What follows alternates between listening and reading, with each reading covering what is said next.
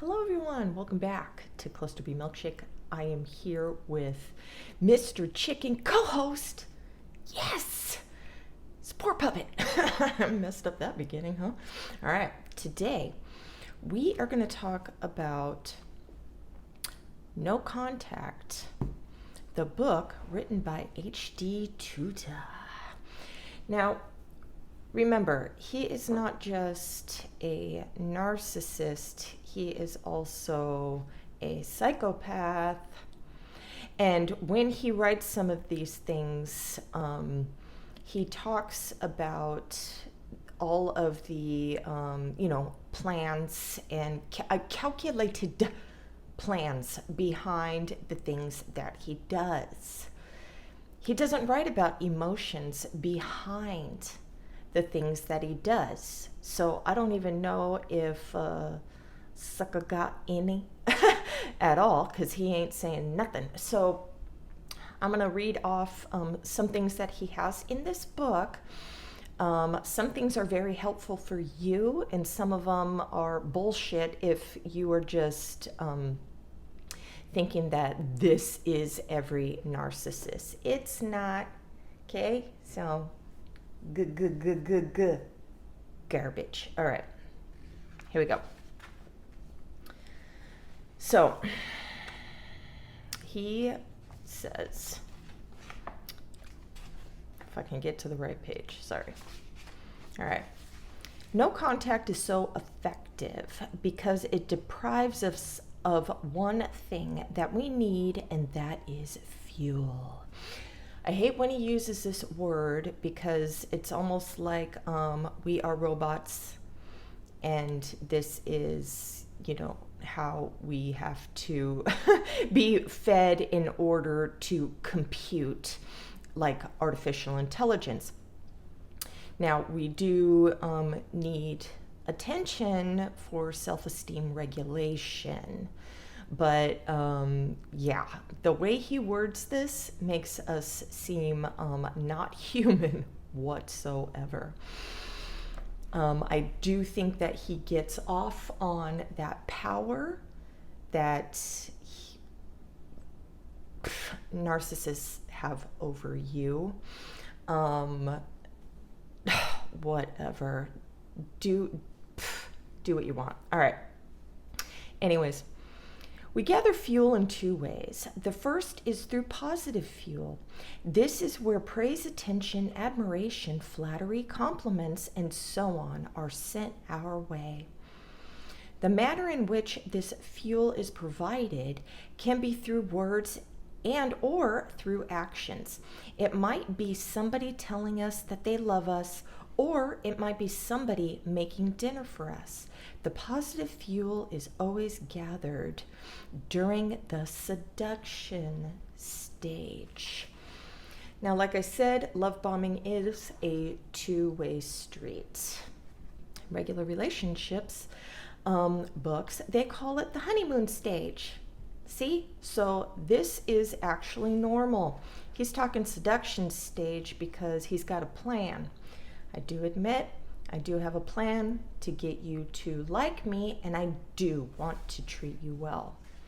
Now, the second part is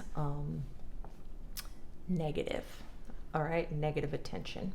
By contrast, negative fuel is drawn from such emotional reactions as anger, upset, frustration, and sadness. I don't like this type of attention unless we have broken up, and I would rather you want to come at me, even if it's in a negative way, because you want to, make up. You're not cutting me off. You still care, and this makes me feel, wonderful. Yay! My person wants me back. If I don't want you at all, I am going no contact with you, and there will be no unblocking ever. Okay? All right. This may be in the form of you shouting at us angrily and insulting us, or it might be you slamming the door in frustration. I don't like that. All right.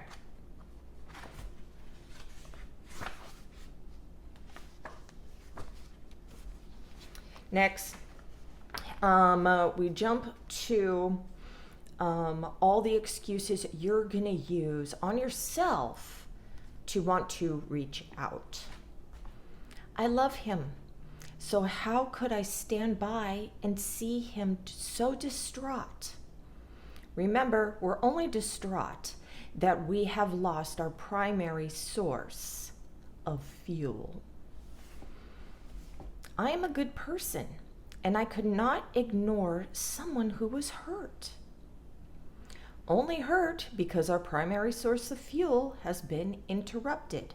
Remember, this is getting love and attention that we were deprived of as kids. Not saying this to soften your ass up. You know, you left for a reason. All right? Stay left. What kind of person am I if I let him suffer? I feel so bad knowing he is alone. He will not be able to cope without me. We will not be able to cope without your fuel, he says. Now, one thing that's funny, or not funny, but we are going to always have a backup plan. You know, I mean, when I was not trying to be better, you know, I'll run to my shelving to give me some, you know, a self-esteem boost or something. Social media, whatever. Reach out to someone that I threw away before if I have to, you know, go digging through the garbage to get that, you know, type of attention back to me. But the ones that, you know, we have a very deeply involved relationship, you are number one, okay? You will find that manner of empathetic rationales to reach out and breach no contact. We will rely on this happening. The only reason why I ever wanted to go back to an ex that, you know, I was trauma bonded to had nothing to do with him and his suffering. It had to do with me. All right, let's jump to what do we have here? Okay, now these are what he calls grand hoovers. And he tells you what to look out for. So check that there is no tracking device fitted on your car. Okay, this is psycho shit. This is ridiculous. It's like, if you go no contact with me, I'm not going to chase after you because I think that you don't like me. I would never lower myself to run after somebody who told me to fuck off. Okay, it's not happening. The only person I ever did that was to my trauma bond because he was emotionally dysregulated, you know? So even if I blocked dude, I would unblock him and see if he's, you know, ready to run home. Okay? All right. You will have to change your telephone numbers and ensure that they don't get a hold of new ones. Now, I've heard people tell me that they're getting, fake phone calls or spam call. Now, we all get spam calls. This is why, you know, you have some sort of PTSD flavor that you're thinking that everyone that's reaching out to you or calling is them. You know, even my ex thought his ex-wife was fucking spamming him and shit. And I'm like, we all get spam calls, but, you know, you never know. So he was like paranoid. You would also have to change your mobile phone yourself. There is very likelihood that it can be downloaded software onto your mobile phone that allows me to see your texts. I mean, this is crazy. This is crazy. So I know some of you have someone with just over the top crazy flavor to them. This is not a regular narcissistic person. Okay? I mean, damn. Damn. All right. I will repeatedly send you texts, and I will use all manner of excuses to try to get you to respond, ranging from send you a message as if it was meant for someone else, feigning an emergency, or asking for your children, especially if they're not biologically mine. I have heard people doing this. No fucking way, man. No way. No. It's gross. I'm sorry. I don't know if I do have a higher level of self-esteem, but I am not gonna look like this weird needy shit. I'll do passive aggressive stuff, you know. I'll do the social media thing, yeah. But oh my God. All right. Be aware I will use technology to try to find out about you and contact you. I will search your name on Google. This is what's scary about, dating someone again. Even when I was dating my ex, he didn't know where I lived for a while. You know, it's like stranger danger, dude. I don't know who you are until I got to know who he was. All right. I may have hacked your Facebook account. No, unless I gave you my passwords, which every time when I would fight with my ex, I'd change them. All right, next. I will use other methods of locating you through electoral rolls, city rates, property searches, license plate searches. This is fucking weird. This is psycho. This is not regular. This is not. I mean, no wonder everybody who watches his shit and, you know, reads this stuff is thinking that all narcissists are alike. I get it now, but no, bro, no. Have any computers that I had access to checked by a professional for software that enables me to access it remotely and read what the fuck ever. If my past people wanted to read my emails, they're just reading, you know, stuff you send me. Fuck, please. It's so stupid. Motherfucker would get bold. I like the fact that you upload photos. I will have ensured that when we were together, I obtained all the data from the photos and that you have uploaded or fucking extracted. So great. Save photos of me. That's only bringing you in more distress. I tell you guys, you need to fucking get rid of anything. If you are for sure going no contact, no pictures, no old messages to reread and ruminate over, nothing. You can even scoop up everything from them and put it in a file on your email that you don't go into, but you have to go through, you know, certain avenues to get to that. So you can, you know, double think before you go and do that. And then when you're finally fucking been a long time without them, delete that shit. All right. When you use a copier, all the information is copied by that machine. Okay, that's fucking, that's crazy. You would be well advised to delete all social media applications, as it is highly likely that I'm viewing your profiles from fake accounts. And he's saying that he knows your passwords or whatever. All I say is fucking go dark, you know. Put everything on private. I like if you delete your accounts because now you're isolating yourself. You can't communicate with anybody else. So, all right. Don't post stories, okay? It's funny because now when I post stories, I don't even look at who's looking. It's like if I post a story, it's something educational for my people. And I'm not looking to see who's fucking looking at that shit. I actually forgot that you could do that. I will turn up at your house or workplace, where you shop, and where you see friends. No, I'm not doing that. My ex-husband would do that when he had friends that I working with me, you know. And I have seen, I went to my old work once to buy something, and I saw one of my old friends, and I went and I talked to her, and I said, how are you doing? And she broke up with, you know, a guy that my husband and I knew. And she was talking about she's dating a new guy, and, you know, everything.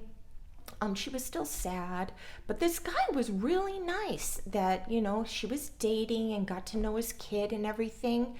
And after I was done talking to her, I turned around, walked down the aisle, and her ex was looking for her because they broke up. They were in a long-term relationship, and he didn't want to get married and stuff. And she's like, well, I'm looking for, you know, commitment, so bye. And after I'm done talking to her, motherfucker's walking the store looking for her. I mean, he was like power walking, looking down every aisle for her. And guess what? They got married. All right. Be very wary of engaging on online dating. I may appear in another disguise. Now, this is funny because it doesn't matter if an ex was pretending to be someone, because I FaceTime you before we meet up. So, no, that's not working. Always FaceTime. Always FaceTime. I was once watching a TikTok where this chick just showed up at a fucking place and didn't even know what the guy looked like. What? He ended up being good looking, but no. This is serial killer shit. What's fucking wrong with women? Oh my God. All right. I will send gifts to you at home and at work. Do not accept them. Politely decline and ask for them to be returned to the courier. Now, okay, so this is something that my borderline mother does. And also, I've never done this, but I have thought about, you know, fucking with an old ex doing something like this. But the feeling fucking passed, like, you know, within 20 minutes. I will send seemingly innocuous items such as paper clips and pieces of ribbon to you. You will know it's from me because you'll notice my handwriting. This is silly. Now, this is the don't forget me thing, you know? So I used to, in the olden days, show up on your social media because you're unblocked, and because your shit is public, I would go and start liking your pictures and stuff just to say, hi, I'm still here. And that's usually bait enough for you to come and look at what I'm doing. Always block back.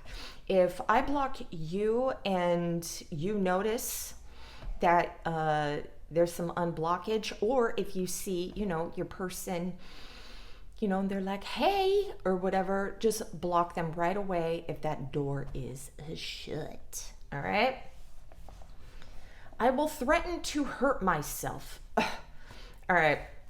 No. I have only done that one time when I was drunk in a massive fight with my husband, and I was so sick of being punished by him that I put a gun to my head. I wasn't going to pull the trigger, and he said, you wouldn't do that anyways. And I said, no, I wouldn't. You must resist any temptation to spy on me.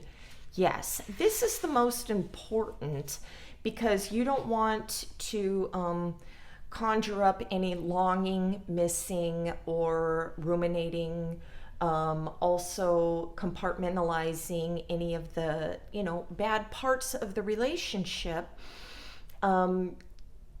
so you can move forward in your life. Okay?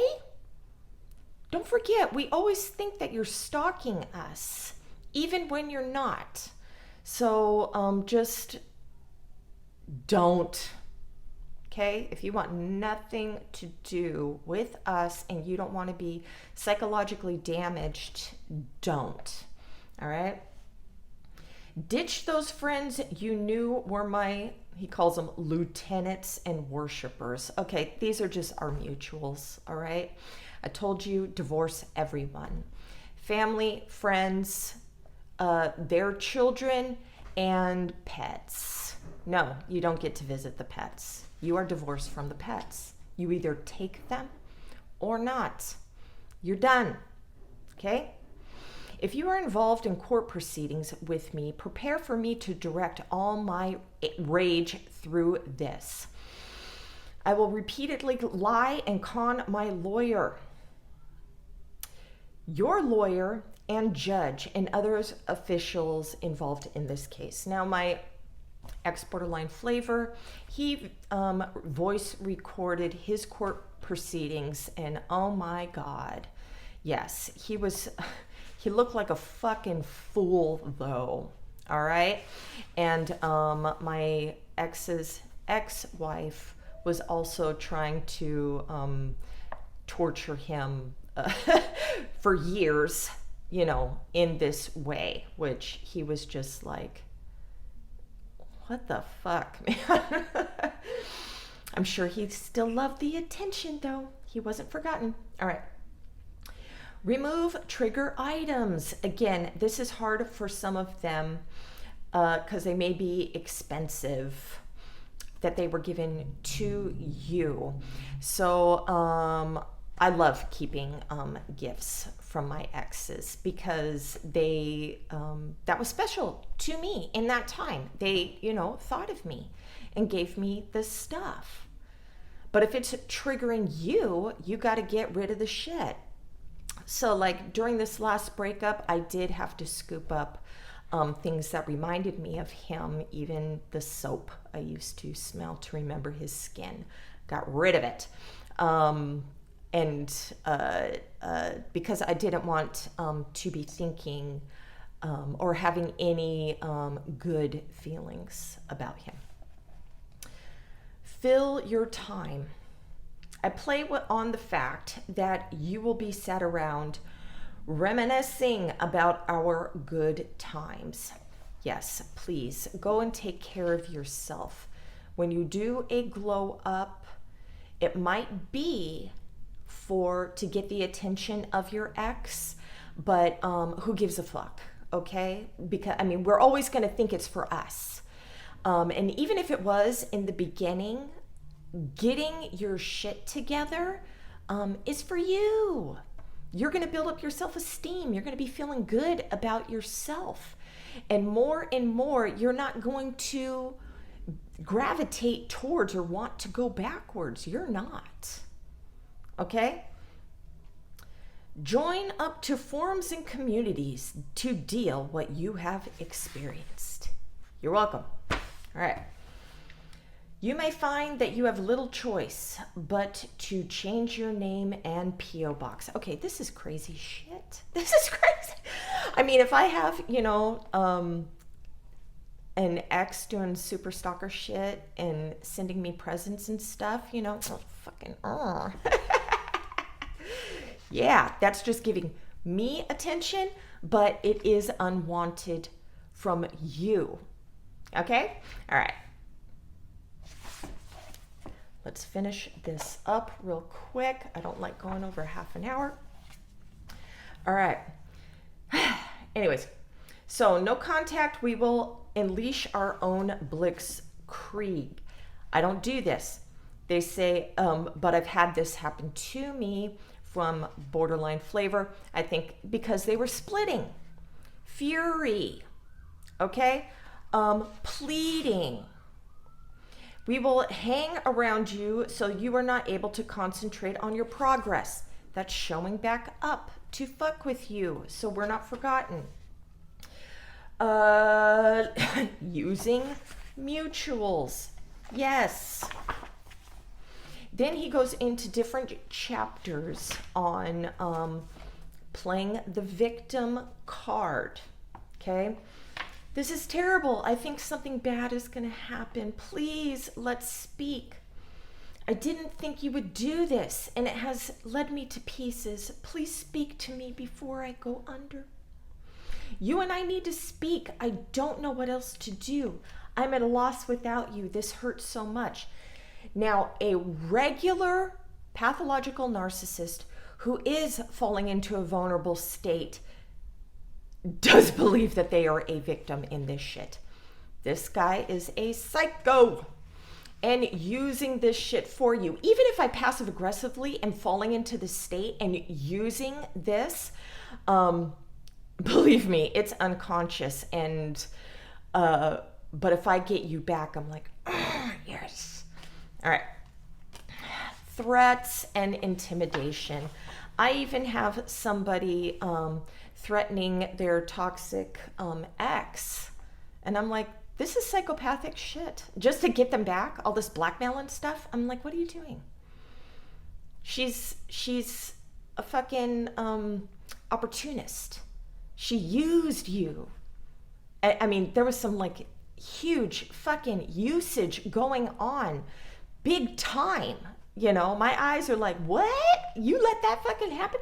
But yeah. Do not blackmail toxic shit to come back into your life. They're going to find a way to escape again.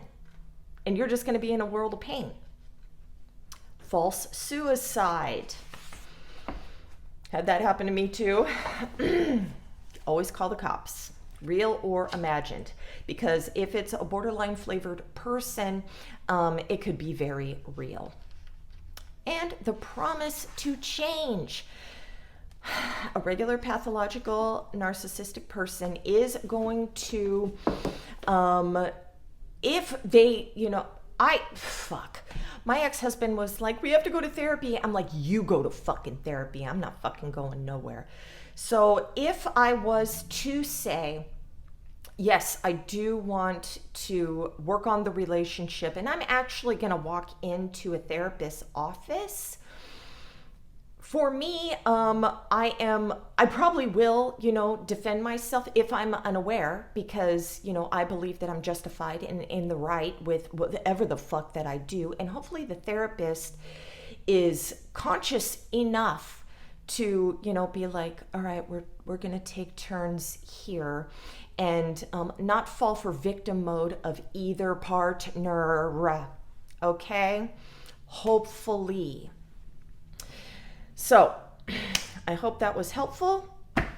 If you're dealing with psycho magic, yes, this is very helpful. But it's entertaining. Just, you know, don't put all your, like, every narcissist is like that. No. All right. So, I hope that was helpful. Have a great day. Namaste.